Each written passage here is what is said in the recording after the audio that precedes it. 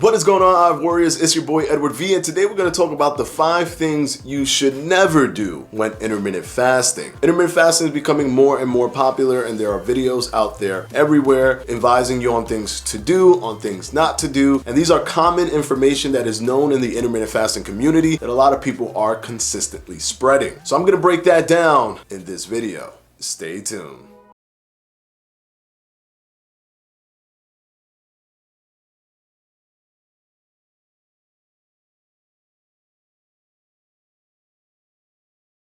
Quickly before we start, this video is sponsored by yours truly, Fledge Fitness, the Fledge Fitness jump rope. If you haven't gotten yours yet, go ahead and put your order in. You can click on the top right-hand corner, only $16.50. You can't go wrong with this jump rope, aluminum handle with a swivel design made for maximum speed. One of the best jump ropes on the market for only $16.50. You can click the card or the link in the description below. I recommend you go fast because these jump ropes always sell out. Now, moving on to the video. We're gonna go ahead and start with number 1, eating whatever you want. For some of you, this is very common knowledge and this is just a no-brainer. For others, it is not. Intermittent fasting has culminated a group of people that think that they can easily eat whatever they want because they're fasting. And although there are some truth to what your body is doing when you're fasting, somewhat of a mini detox effect, hormonally it is cleaning out, autophagy is happening. There are some reconstruction processes that are going on when you're in a fasted state that can offset a bit of the nutritional choices that you make if they're negative. However, that is very, very small if you're overwhelming yourself with bad nutritional choices. You still have to eat a nutritionally balanced meal. You still have to have a nutritionally balanced diet. And if you want to be as optimal as possible, why would you give yourself a handicap anyways?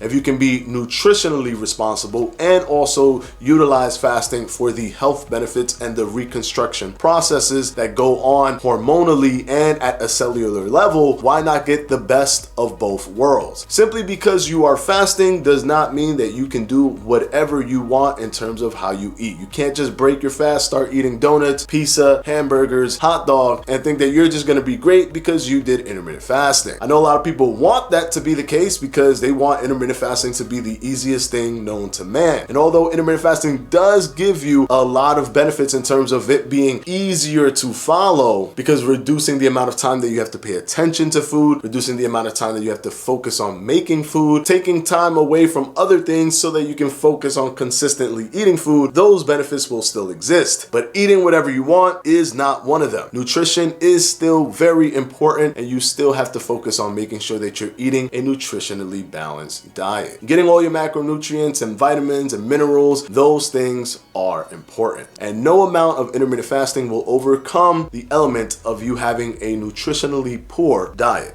Now let's go ahead and move on to number 2, eating how much you want. Eating whatever you want and eating how much you want are 2 different things. Eating whatever you want is nutrition based. Eating how much you want, that's energy balance based. So you always want to be at a negative energy balance to lose weight. You want to be at a positive energy balance to gain weight. You want to be at an energy maintenance level to remain the same. Those things will never change. However, you can do things hormonally to your body so that your body focuses more on burning body fat and retaining muscle, which is the more important thing. You want to retain muscle. That helps to keep your metabolic rate at a healthy level because lean tissue is the primary driver for your metabolic rate. So intermittent fasting helps you do that. It helps you create that defense for your muscle and target body fat more aggressively when at a negative energy balance, when you are in a caloric deficit. Just because you fast does not mean that calories don't matter. Now, I know there's a lot of people out there, a lot of intermittent fasting people, a lot of fasting people that are really gung-ho on the fact that intermittent fasting offsets calorie intake. It does not. Intermittent fasting helps you hormonally so that you can be efficient with that negative energy balance as opposed to just being at a caloric restriction. And I'll have studies down below that show this, but most studies that look at intermittent fasting when implementing a 0-calorie intake on fasting periods show that muscle retention is greater in that that of the intermittent fasting group versus the caloric restriction only group. And there's a lot of implications for holding on to muscle tissue or losing muscle tissue. If you hold on to muscle tissue, you can increase insulin sensitivity, which can double down on the fact that intermittent fasting in and of itself can increase insulin sensitivity. And that helps you tap into your body fat much faster. It helps you move blood glucose through your body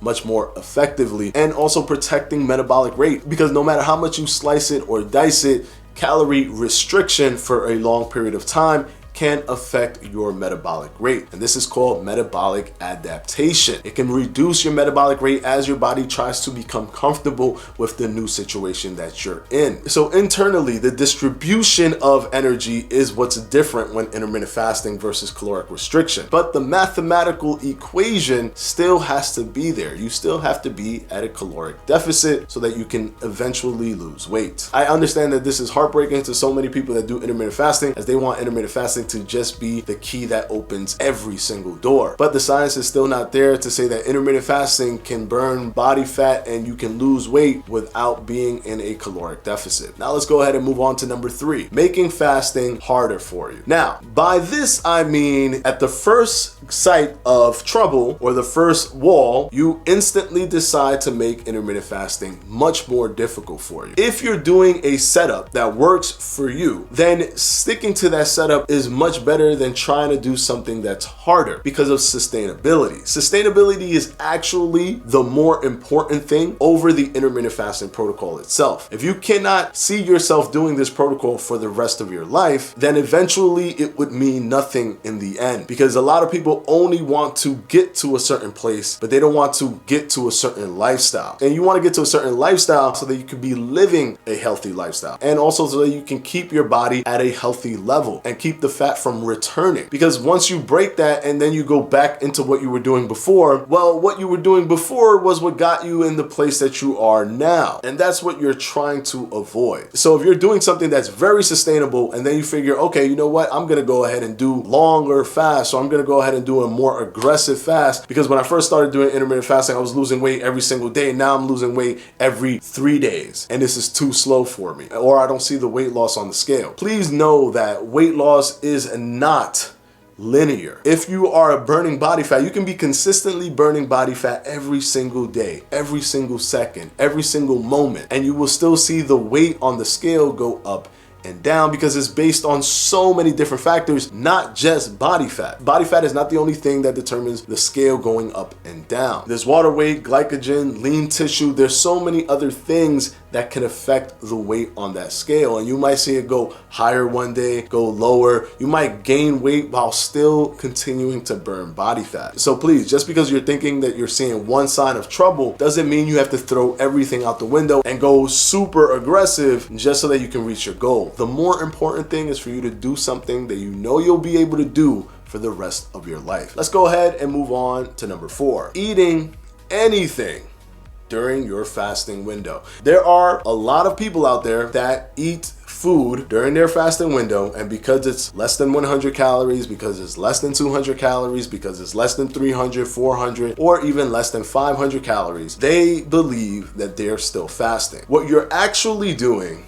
is that you are in an extreme caloric deficit for the day. That's all you're doing. If you eat 500 calories, you're just in an extreme caloric deficit. And the sad part is that you're in this extreme caloric deficit without utilizing any of the hormonal benefits that come from having your insulin go down, from having autophagy elements increase, from having your IGF-1 go up, the human growth hormone, from relaxing your digestive system, from relaxing your liver, reducing oxidative stress. These positive hormonal elements that are happening in your body, they happen when you are in a fasted state. It takes 8 to 12 hours of not eating to even get to that point. And then after that is when you start getting the benefits of that. If you're eating 100, 200, 300 calories of fruit, for example, eating an apple that contains a lot of sugar in it, that is going to instantly kick you out of your fast. You will now be simply in a very low calorie diet. So although you think it's not that big of a deal because you're just eating something small, what you're actually doing is just putting yourself in the caloric deficit bracket, and even worse,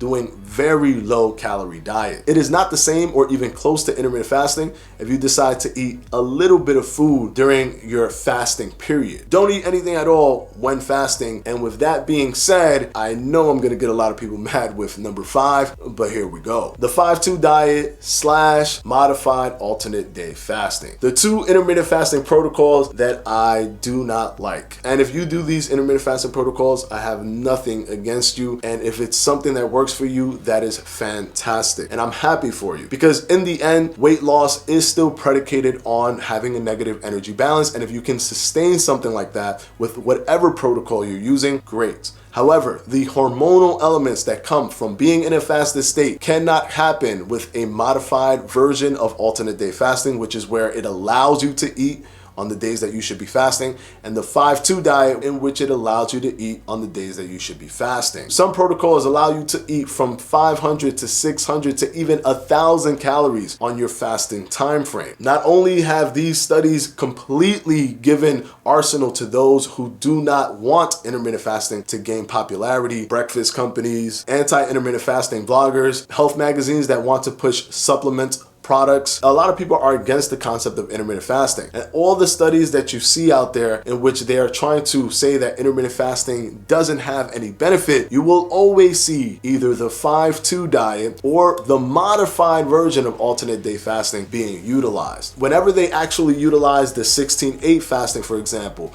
time restricted feeding, which is the 16-8 but tends to be during the early morning of eating and then not eating during the nighttime, or the 1 meal a day study, or the 20-hour fasting study. Whenever you see studies that relate to those types of intermittent fasting protocols, the benefits will always shine, because those participants are actually going into a fasted state. They're getting past that 8 to 12 hours, that post-absorptive range where the metabolic switchover happens, and they're tapping into the benefits. Modified alternate day fasting and 5-2 requires you to eat within their protocol. Those are the 5 things that you should never do when intermittent fasting. I know I'm gonna get a lot of slack for number 5, but it is what it is. I wanna make sure that I give you guys the best info based on the scientific research that we currently have. And of course, I wanna thank my patrons from my Patreon, and I'm gonna go ahead and put their names right up here.